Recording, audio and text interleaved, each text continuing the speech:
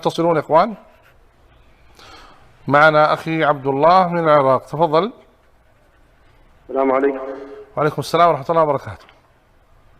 شلونك يا شيخ؟ حياكم الله، أهلا وسهلا.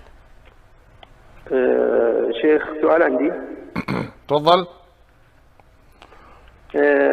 أول عندي سؤال وعندي طلب. السؤال: ما هو حكم المشاركة في انتخابات مجلس النواب العراقي، علما أن المرشحين للانتخابات ليس عندهم مشروع لتطبيق الشريعة من خلال هذا المجلس، بل هم مشغولون بتشريع القوانين الوضعية؟ هذا السؤال.